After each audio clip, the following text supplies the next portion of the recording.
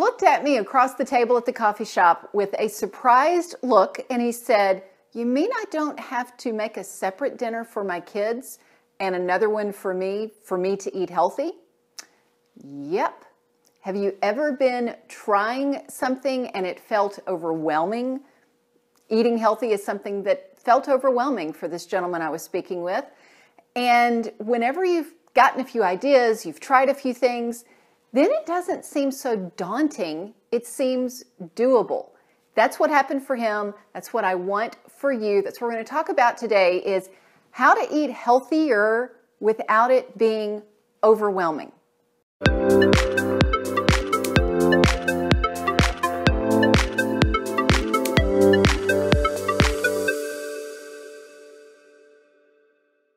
Welcome, I'm Sheri Traxler with Nourish Your Life, author of Go Forward, 28 Days to Eat, Move, and Enjoy Life God's Way. We're talking about the eating part today, and there are 3 tips that come in so handy for me and for my clients to help us eat healthier, to help you eat healthier in a way that takes it from, as I said a moment ago, from daunting to doable. The first one relates to what I was sharing with this gentleman at the coffee shop. He was wanting to eat healthier, but he's a busy professional, owns his own business. He's a single dad. And at the end of the day, the last thing you want to do is cook a meal for your kids, cook a meal for your family, and then have to cook something else for yourself to be healthy. But he also didn't want to live on fast food. He didn't want to just live on frozen pizzas. So he's like, well, I'm trying to do some things like a tuna helper or a hamburger helper. I know that that's processed somewhat, but at least it's a little bit better. But I still feel like we're missing it on the healthy part. It's easy to turn that into healthier.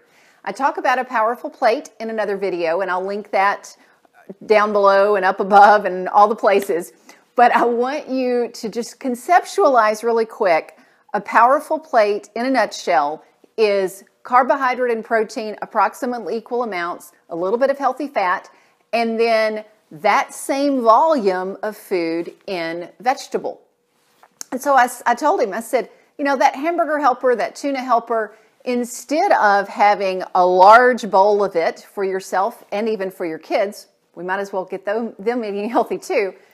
Just take that same amount and open up a couple of bags of frozen veggies, put them in a pot of boiling water on the stove, and there you go. And if they're too bland, sprinkle a little cheese or a little bit of the sauce from the tuna hamburger helper or whatever. And that was when his eyes were big, and he said, this could work. This is doable. I don't have to make something separate for myself. No, you don't. Second tip is batch cooking. Batch cooking of any of the staples that you use during the week. So I'm going to pull up a few things and show you this. 1, a big mess of it, potatoes.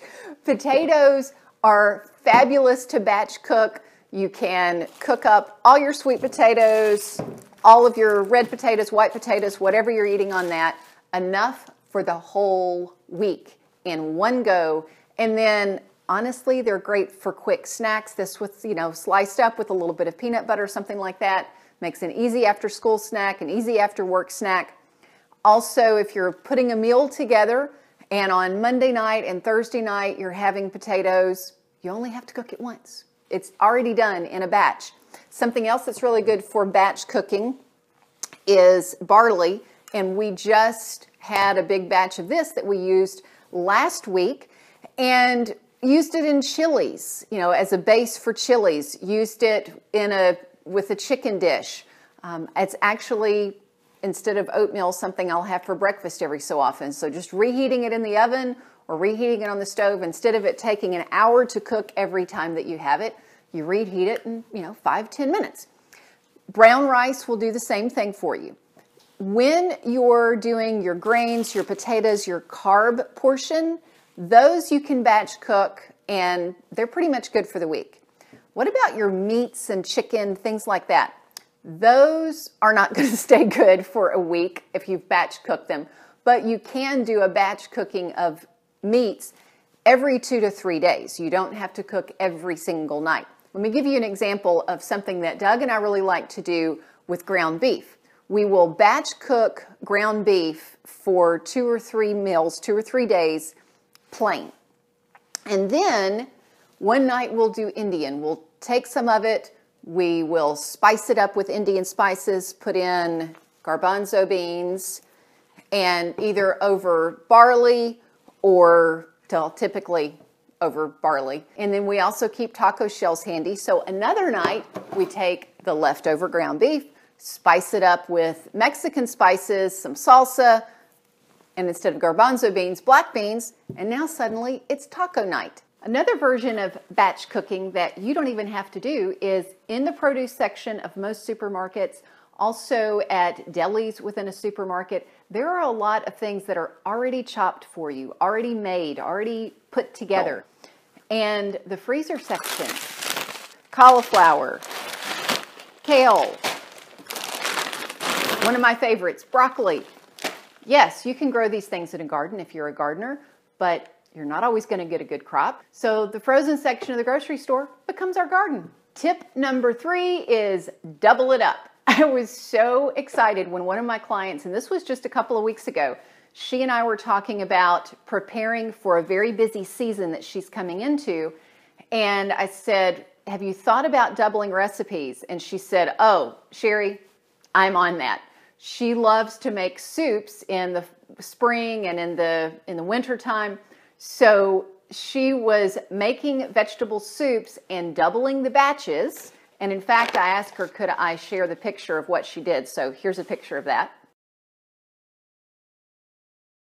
That was a soup that she made, doubled the recipe, and froze enough for them to have a couple of meals. And just use a gallon bag, freezer bag, label it, let it cool, put it in the freezer bag, really let it cool, and then put it in your freezer, and it's good to go. When you get home tired, hungry, and you're thinking, I want to eat healthier, but I don't want to just grab fast food, I don't want to live on frozen pizza, remember these 3 tips. Remember this video. Number 1 is keep that framework of the powerful plate. It's always going to help you eat healthier.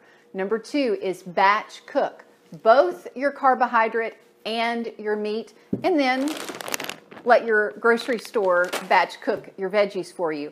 And last, just like my client who batch cooked, or didn't batch cook, double cooked the soup, you can do that with lasagna. You can do that with casseroles. You can do that with anything that will freeze well.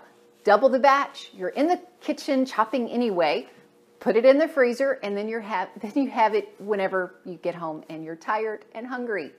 If you are on my email list, make sure that you check in your email, not just for this video, but also for one of my favorite soup recipes that freezes fabulously, and let me know what you think about it. And let me know what you are going to use from this video.